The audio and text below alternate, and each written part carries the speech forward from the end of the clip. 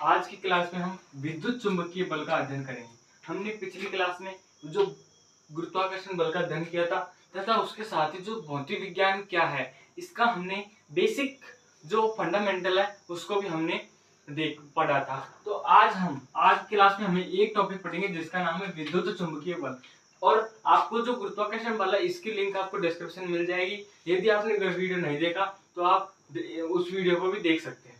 तो हम बात करें विद्युत चुंबकीय बल की, तो हम देखते हैं विद्युत और चुंबकीय, इसमें दो शब्द है, विद्युत यानी इलेक्ट्रिसिटी और चुंबकीय अर्थात मैग्नेटिक। तो इस प्रकार यह बल है जो विद्युत पर और चुंबक पे दो पे कार्य करता है। तो जो विद्युत चुंबकीय बल है वह केवल आवेशित वस्तुओं पर ही कार्य करता है। आवेशित वस्तु क्या होती है वो देखो कि जिन आवेशित वस्तु वे होती है जिनमें आवेश पाए जाते हैं। आवेश होते हैं प्लस और माइनस, अर्थात क्या हुआ, धनावेश, ये होता है धनावेश और ये होता है ऋणावेश। इस प्रकार जो आवेशित वस्तु भी होती है जिनमें वे वस्तुएं विद्युत चुंबकीय बल है वो केवल आवेशित वस्तुओं पर ही कार्य करता है। जैसे आवेश होते हैं प्लस और माइनस, अर्थात हम बोलते हैं उसे धनावेश और ऋणावेश। इन दो वस्तु जिनमें आवेश पाए जाते हैं उन्हें हम आवेशित वस्तु कहते हैं। और जो निरावेशित वस्तु अर्थात जिनमें कोई आवेश नहीं होता उसे हम निरावेशित वस्तुएं कहते हैं। इसमें यदि कोई हम दो वस्तु लेते हैं,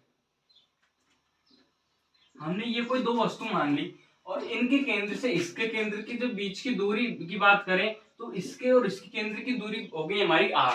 और जो हमने जो ये दो वस्तु थी उन दोनों वस्तुओं के का जो इसका मान लिया हमने, जो आवेश की बात करें, आवेश इसका मान लिया हमने q1 और इसका मान लिया q2।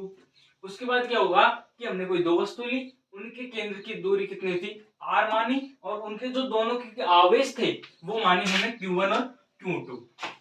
इस प्रकार हमने जो आवेशित वस्तुओं के माने थे। तो ये दोनों वस्तुओं के आवेश थे, तो इन दोनों के मध्य जो आकर्षण और प्रतिकर्षण, जब हमने इन जो दोनों तो आवेश हैं इनके मध्य जो आकर्षण होगा या प्रतिकर्षण होगा, इन दोनों को हमने देखने के लिए हम इसके लिए पढ़ेंगे कूलाम का नियम। कूलाम के नियम के द्वारा इसे समझा जा सकता है। क्या हुआ कि जब दो वस्तु थी उनके आवेश q1 और q2 है, जो आकर्षण और प्रतिकर्षण का जो नियम है वह कूलाम के नियम के द्वारा दिया जाता है। तो हमने क्या माना कि जो दो वस्तुएं जिनका जो आवेश q1 और q2 है उनके मध्य की दूरी r है। तो हमने देखा कि हमने एक शब्द था आकर्षण और एक था प्रतिकर्षण। आकर्षण क्या होता है कि किसी वस्तु को आकर्षित करना, और प्रतिकर्षण यानी दूर भगाना या फिर उसको प्रतिकर्षित करना। तो आकर्षित जब कब होगा, जब कोई दो आवेश यानी दो ध्रुव समान ध्रुव मिलेंगे तो वो हमेशा क्या करते हैं, प्रतिकर्षण। और जो आकर्षण कब होगा, जब असमान ध्रुव मिलेंगे। ये तो प्लस और माइनस मिल सकता है या फिर माइनस प्लस मिलेगा तो क्या होगा, आकर्षण होगा, क्योंकि जो असमान ध्रुव है वही क्या होता है, आकर्षण होता है। और प्रतिकर्षण की बात करें तो प्रतिकर्षण समान ध्रुव होता है, जैसे प्लस और माइनस और माइनस। हम देखें जैसे कोई हमने समान ध्रुव लिए दो, जैसे हमने किसी कोई बैटरी है तो हम भी इस प्रकार हम क्या होता है कि दो दूर कर दो प्रतिकर्षित करती है। आप देख सकते हैं कि जब चुंबक को प्लस और प्लस को मिलाएंगे तो वो प्रतिकर्षित करेगी यानी दूसरों दूर भगाएगी, और आकर्षित करेगी यानी असमान ध्रुव होंगे तब। तो क्या हुआ कि इनका जो कूलाम के नियम द्वारा दिया था। अब हम जानेंगे जो कूलाम का नियम था वो होता क्या है। हमने ये तो मान लिया कि इनके मध्य जो आकर्षण और प्रतिकर्षण होता है वो किस प्रकार होता है, कूलाम के नियम के द्वारा। अब हम जानेंगे कि जो कूलाम का नियम होता है, तो उस कूलाम के नियम को जानने के लिए हम समझते हैं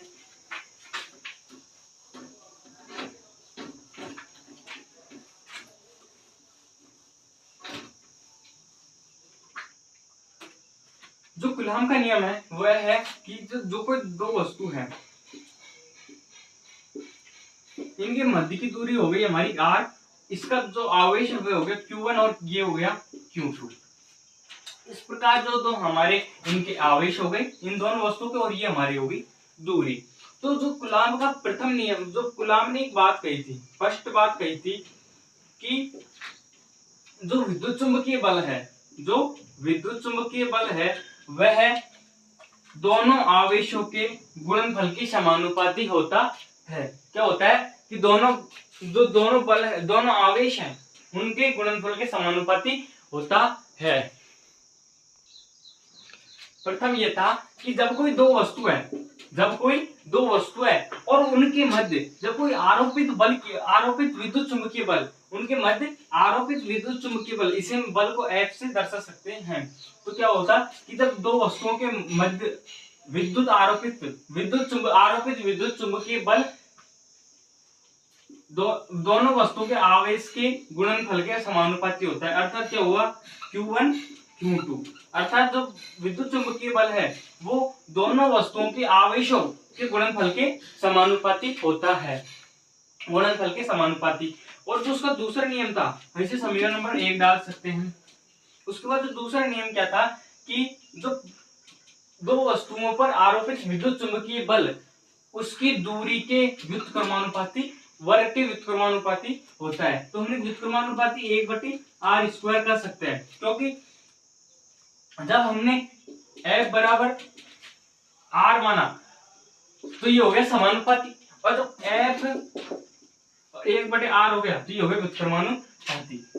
ये व्युत्क्रमानुपाती अनुपात क्या है, क्योंकि जब F बढ़ेगा तो R भी बढ़ेगा, और जब F घटेगा तो R भी घटेगा। लेकिन इसमें क्या होता है व्युत्क्रमानुपाती में कि जब F बढ़ेगा तो R घटेगा, इसमें उल्टा होता है, यानी व्युत्क्रमान, और इसमें समानुपात समान होता है। इस प्रकार जो दो हमारे सबसे समीकरण है क्या था कि दोनों वस्तुओं पर आरोपित विद्युत चुंबकीय बल दोनों के जो आवेश उनके गुणनफल के बराबर समानुपाती होता है तथा उनकी दूरी के व्युत्क्रमानुपाती होता है। जब हम समीकरण 1 व 2 से, जब समीकरण 1 व 2 को हम सम्मिलित रूप से लिखेंगे, क्योंकि इनमें दोनों में क्या है, F कॉमन है, अर्थात जब LHS तो बराबर है तो RHS बराबर होगा। जब हम दोनों का LHS हमारा बराबर है तो हमारा RHS भी बराबर होगा। तो हमने लिख दिया F बराबर समानुपाती, ये Q1 Q2 ऐसे कैसे रहेगा, उसके नीचे आ जाएगा R², क्योंकि इसको हम यहाँ पे गुणा करें, इसको यहाँ पे, तो ये एक इससे साथ गुणा होगा तो एक ऐसे कैसे आ जाएगा, और R² ऐसे। फिर उसके बाद हमने क्या जाना कि जब इसकी समानुपाती है, इसको हटाएंगे तो एक तो हमारा बराबर का चिन्ह लगता है और एक कांस्टेंट आता है, तो वह कांस्टेंट आएगा। तो यहाँ पे हम इसको खोलेंगे आगे, तो F इसमें हमने समानुपाती का चिन्ह हटाएंगे तो बराबर का चिन्ह आ गया, और इसकी जगह क्या आएगा, कांस्टेंट आएगा। वह कांस्टेंट है नियतांक आ गया K, और Q1 Q2 बटे R²। ये इस प्रकार जो हमारा ये हमें जो विद्युत चुंबकीय बल है वो इसका सूत्र आ गया, अर्थात कूलाम का सूत्र आ गया। उसके बाद यहाँ पे जो जहां इसके आगे बात करें तो जहां के एक नियतांक है या के क्या है, जो ये के लिखा है वह क्या है कि समानुपाती का चिन्ह हटाया तो बराबर आ गया, और इसकी जगह क्या आ गया, कांस्टेंट। तो ये कांस्टेंट क्या है, के है, जहाँ के एक नियतांक है, और जो इसका मान है, जो नियत है उसका मान हमेशा क्या होता है, फिक्स। तो इसका मान क्या होगा, जिसका मान 9 गुणा 10 की 9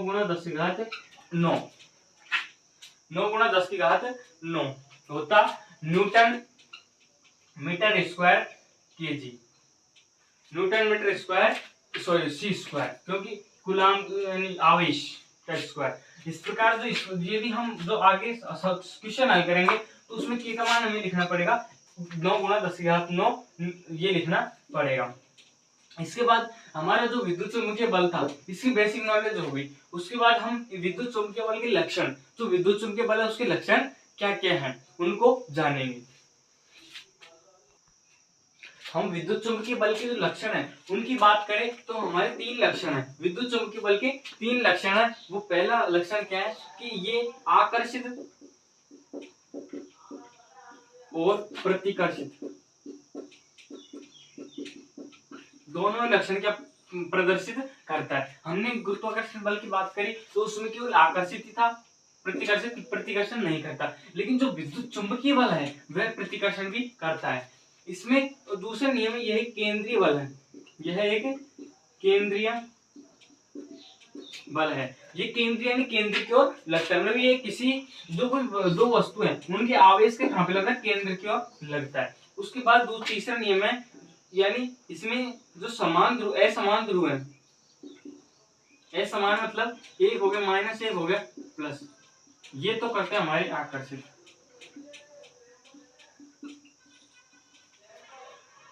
और जो समान ध्रुव है प्लस प्लस या फिर माइनस माइनस, वो करते हैं प्रतिकर्षित। और असमान में यहाँ प्लस होता है, यहाँ माइनस भी हो सकता है। हमने कोई भी जैसे एक चुंबक ली, दो चुंबक ली माना, उसमें दो ध्रुव थे एन और एस, एन और एस। जब हम इन दोनों को पास पास लाएंगे तो ये एक दूसरे को आकर्षित करेंगे, तथा जब हम यहाँ पे हम एस लिख देते हैं और यहाँ पे एन लिख देते हैं, यानी हम इसको बदल देते हैं, तो एस और एस जब साथ आएंगे तो ये हम इनको यहाँ पे लेके आएंगे, लेकिन ये इधर ये दोनों आपस में मतलब ये दूसरे को प्रतिकर्षित करेंगे, अर्थात ये एक दूसरे को प्रतिकर्षित करेंगे, अर्थात एक दूसरे को दूर धक्का मारेंगे। तो इस प्रकार जो हमारा जो विद्युत चुम्बकीय बल के लक्षण क्या क्या होते हैं, आकर्षित और प्रतिकर्षित दोनों प्रदर्शित करता है। ये केंद्रीय बल होता है और असमान ध्रुव आकर्षित करते हैं और समान ध्रुव प्रतिकर्षित करते हैं। और इसके बाद हम एक न्यूमेरिकल हल करेंगे, उससे विद्युत चुम्बकीय बल हमारा कंप्लीट हो जाएगा और इसके सूत्र की माध्यम सहायता से हम न्यूमेरिकल को हल कर सकेंगे। हम इस न्यूमेरिकल को हल करने के बाद हमारा जो विद्युत चुम्बकीय बल है वो टॉपिक पूरा हो जाएगा। तो हम पहले देखेंगे कि इसमें दिया क्या क्या, क्योंकि हमें न्यूमेरिकल हल करने से पहले हमें देखना दिया क्या क्या है। तो हमें दिया है एक तो दो वस्तु परस्पर 16 मीटर की दूरी, यानी दूरी को हम लिखते हैं आर से, यानी कितनी होगी 16 मीटर रखी है। इन पर आवेश क्रम से 64 कूलम और 40 कूलम है। तो एक Q1 मान लेते हैं हम 64 और Q2 हमारा है 40 कूलम है। तो इनके मध्य लगने विद्युत चुम्बकीय बल की ज्ञात कीजिए। तो हम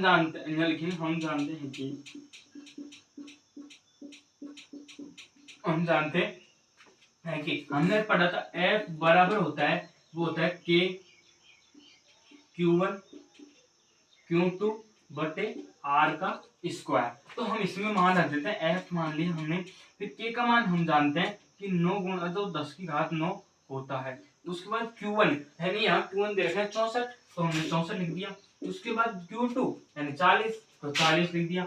उसके बाद नीचे दे रखा है R यानी 16 का स्क्वायर, तो हम इसे 16 गुणा 16 लिख सकते हैं, क्योंकि 16 का स्क्वायर करेंगे तो 2 बार गुणा होना, यानी हम 2 का स्क्वायर होता है 2 गुणा 2। तो इस प्रकार हम इसको 16 गुणा 16 लिख सकते हैं।